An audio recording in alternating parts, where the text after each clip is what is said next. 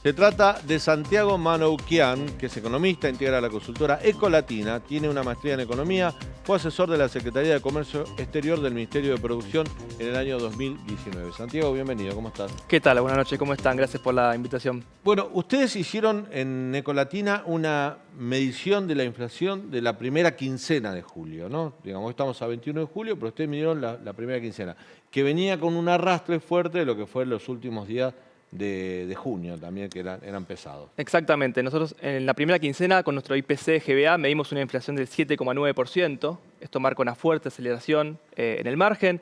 Esto creo que tuvo que ver, en primer lugar, por la fuerte restricción a las importaciones que tuvieron lugar a finales de junio. Recordemos que hasta los últimos 4 días de junio el Banco Central había acumulado solo 300 millones de dólares de reservas en el año.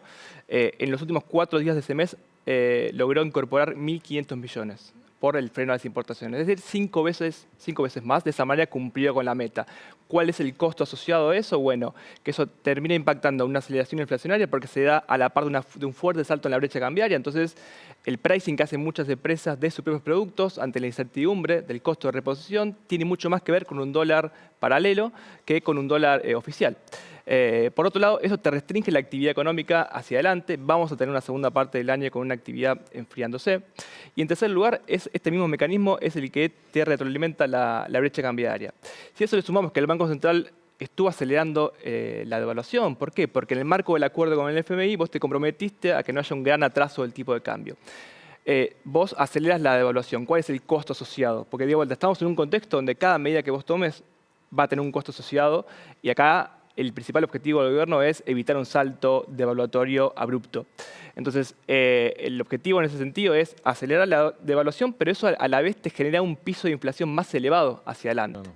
Si a eso le sumamos ciertos ajustes en regulados que tuvimos ahora en julio, bueno, confluyen en un combo de ajustes que se van dando. Pero este 7,9 que te dan la primera quincena, ya es un... O sea, ¿qué me dice esto? ¿Que finalmente la de julio va a dar como mínimo 7,9 no, o puede dar menos? Es una buena aclaración porque muchos me lo preguntaban también. Nosotros estamos comparando el precio promedio de los bienes y servicios en la primera quincena de julio respecto a la primera quincena de junio. Es decir, nosotros estamos esperando que haya una moderación en esa suba de precios en la segunda cuando comparemos la segunda quincena de julio con la segunda quincena de junio. Por eso estamos proyectando una inflación en la zona del 7,5% para el año. No es que el 7, para el mes. Para el mes. No es que el 7,9 es un piso. De todas formas, digo, marca... Pero puede ser que se dé por encima, porque con esta disparada del dólar que tuviste esta semana, porque ustedes midieron hasta el 15 de julio. Hasta el 15, exactamente. Esto fue el viernes de la semana pasada, más o menos. Entre lunes 16, 17, 18, 19, 20, estos 4 días, tuviste un dólar que subió 100 mangos. Sí, ¿no? sí. También eso te va a influir en la inflación. Eso va a influir probablemente. Siempre tengamos en cuenta que los bienes, no es que todos los bienes se evalúan a la brecha, pero sí cuanto más restrinjan las importaciones, obviamente esa incorporación de los precios de los dólares paralelos se va incorporando progresivamente. Lo que quiero decir es, vos tenés hoy en día una inflación que no solo es más elevada, que ese piso se va elevando por la propia inercia, y se genera lo que damos a llamar una calecita de precios relativos. Es decir, cada mes te aumenta algo distinto. Cada mes, cada sector quiere ir recomponiendo lo que estuvo perdiendo en los últimos meses. Esa inercia te va generando una inflación que no es solo más elevada, sino también más inestable. Y ahí es donde el gobierno me parece que no vemos todavía que esté internalizando completamente que el objetivo primordial es evitar una espiralización inflacionaria que tiene mucho que ver con manejar expectativas.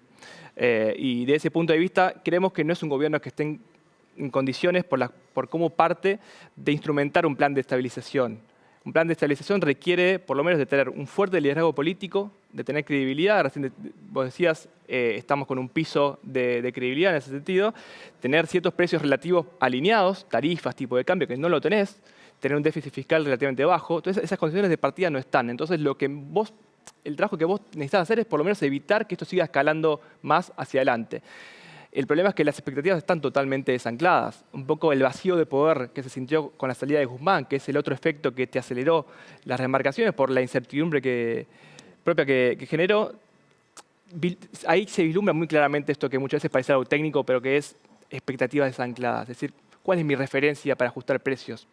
Si no hay ninguna orientación de expectativas en ese sentido. Entonces, mientras el gobierno no se ordene, mientras Guzmán siempre tenía el latiguillo de hay que tranquilizar a la economía. Digo, mientras no se tranquilice la interna primero, para después empezar a encauzar una situación de donde vos puedas ir ganando a poco credibilidad mientras vas mostrando resultados, bueno, la nominalidad va a seguir siendo elevada y cada vez es más probable incurrir en una corrección cambiaria. Que en este contexto, a diferencia, por ejemplo, de enero de 2014, cuando tuvimos el Fabregazo, Sí.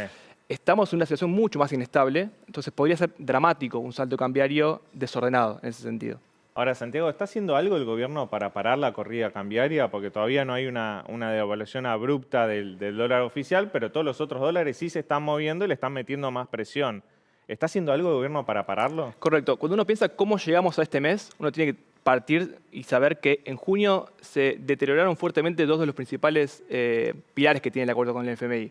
Perdiste el financiamiento positivo, el financiamiento neto positivo del mercado de pesos para financiar al Tesoro y, por otro lado, no obtuviste divisas en un mes típicamente donde el Banco Central acumula divisas. Al deteriorarse esos dos frentes, el gobierno actuó rápidamente, salió a comprar masivamente bonos de parte del Banco Central, lo cual tuvo como, efecto, digamos, una mayor emisión monetaria, ¿sí? Y a la vez restringió importaciones. Obviamente, como yo decía antes, todas estas medidas tienen efectos posteriores.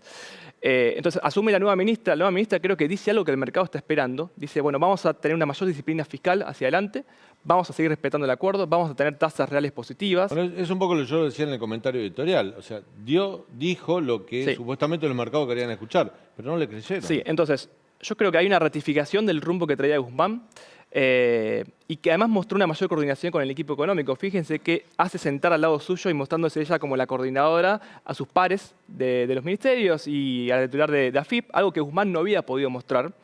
El problema cuál sigue siendo ahí, que la credibilidad está tan baja que no estamos en Estados Unidos donde el chairman de la Fed puede llegar a decir algo y con eso tranquilizar a los mercados sin tomar ninguna medida. Acá el mercado está esperando ver cómo se instrumentan las medidas para después empezar a creerla o no.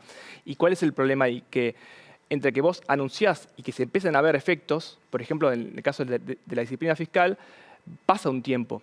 Y el problema también ahí central es que vos podés dar una señal fiscal, pero la credibilidad la tenés tan dañada que la pregunta es, vos el ajuste fiscal que tenés que hacer en la última parte, en el segundo semestre, es consistente con un gasto que en términos reales tiene que caer 8% y viene creciendo 15%. ¿Y dónde tiene que ajustar? Bueno, en varias partidas, pero una de ellas es el gasto social, son las prestaciones sociales. Ahí el equilibrio económico, político, social va a ser inestable en la segunda parte del año, porque vas a tener una parte de los movimientos sociales, una parte del kirchnerismo que te va a presionar para que vos otorgues bonos compensatorios como otorgaste en la primera parte del año. Por otro lado, si vos tenés que reducir el gasto de capital, la inversión pública, ahí también van a tener probablemente gobernadores y un sector informal que va a estar afectado por eso. Lo mismo con lo que es transferencias de provincia. Entonces, hay dificultades que van a presentar en ese frente y entonces el mercado duda un poco de que esa consolidación fiscal a la que vos tenés que ir pueda darse. Ahora bien, la ratificación del acuerdo no es solo porque estás en un acuerdo con el FMI y tenés que cumplir con el 2,5%, sino que hay limitantes propios de la realidad que te impiden ir hacia un enfoque más radicalizado de la política económica, como por ejemplo se instrumentó, uno puede pensar, Miguel Bain lo dio en llamar el macrocidio, cuando entre 2009 y 2011 el salario en dólares creció 50%, las tarifas se plancharon y Cristina ganó con el 54% de los votos. Ese tipo de márgenes no están hoy en día, y no es porque estamos únicamente bajo el paraguas del acuerdo con el FMI y hay que cumplir, sino porque el acuerdo con el FMI te exige hacer ciertas correcciones de desequilibrios que nosotros pensamos que, aún sin acuerdo, vos tenías que ir hacia ese lugar. Era muy difícil pensar que el tipo de cambio podía seguir devaluándose un tercio de lo que se devalúa la inflación, de lo que subía la inflación, que vos podías seguir congelando tarifas como congelaste el año pasado. Estabas postergando correcciones que en algún momento te iban a pasar la factura.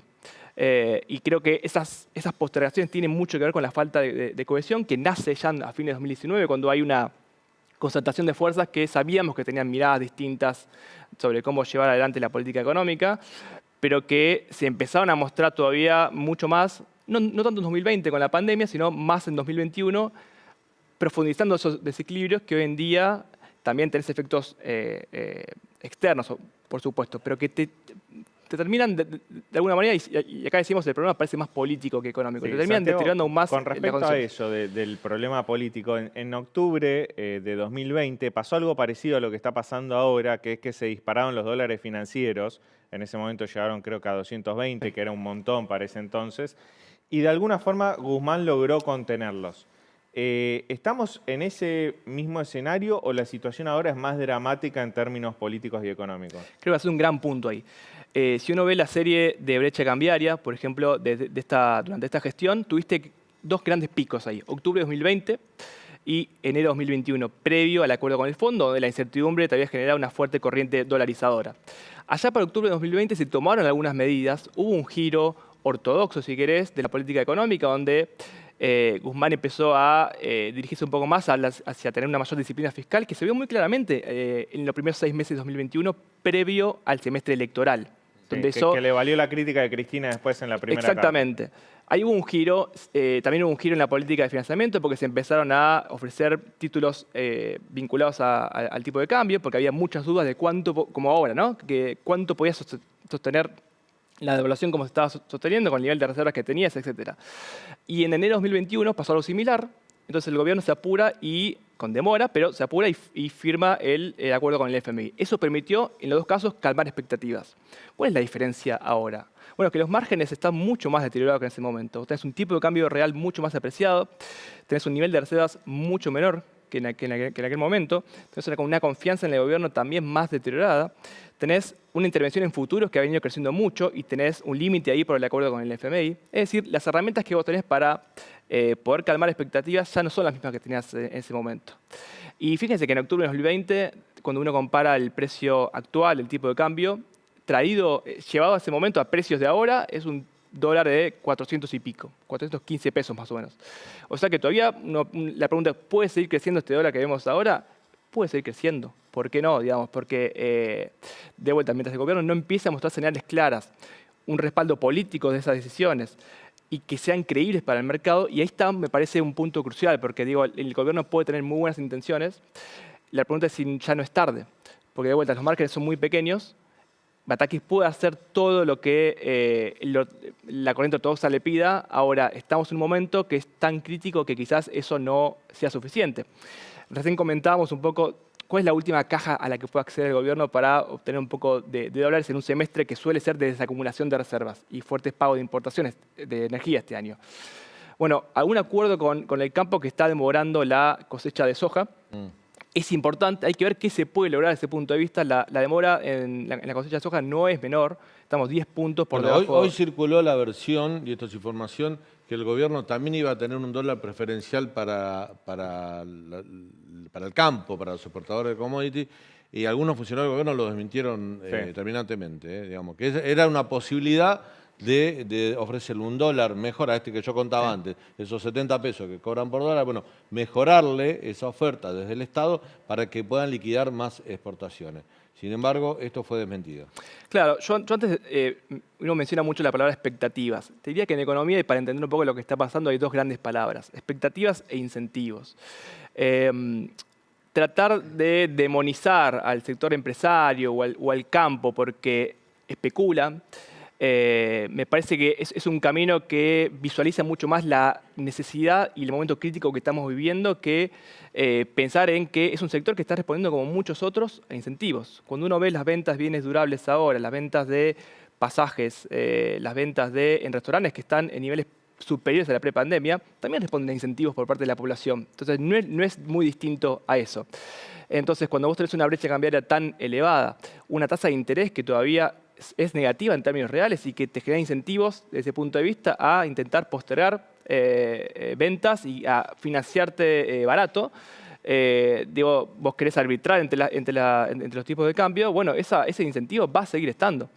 ¿Qué pasó? Además, vos tuviste muy buenos precios de maíz y trigo, muchos productores pudieron vender esa producción y obtener los fondos necesarios para poder financiar la próxima siembra. Entonces ahí también te jugó un poco en contra de eso. Tuviste también el faltante de gasoil. Esos son otros factores, digo. Pero en general, cuando vos ves por qué se explica este faltante de dólares, uno de los principales, no es el único, hay una actividad económica que crece y te demanda más dólares también. Te salen más dólares por turismo, por pago de energía y por costo de fletes. Un punto también relevante es que, y acá apunta un poco la decisión también del Banco Central reciente, es los importadores no tienen financiamiento, entonces tampoco tenés la posibilidad de postergar en el tiempo el pago de importaciones, entonces se paga todo cash hoy.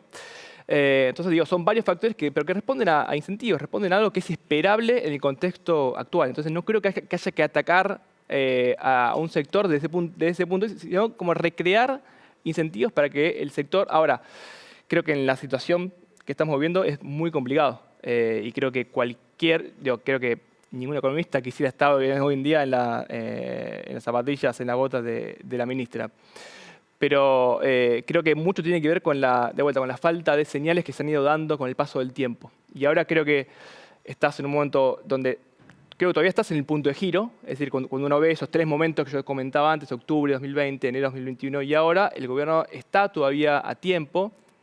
Mi inquietud ahí es si lo está viendo o si quiere, hasta dónde puede tirar de la cuerda en ese sentido, hasta no sentarse con la oposición, hasta no mostrar, digamos, quizás a costa de perder capital político, mostrar que tiene la responsabilidad para evitar que esto siga escalando. Está dispuesto a hacer ciertas cosas, claro. Correcto. Santiago, gracias. Un placer. Gusto tenerte en el Gracias. programa. Vamos a ir a un breve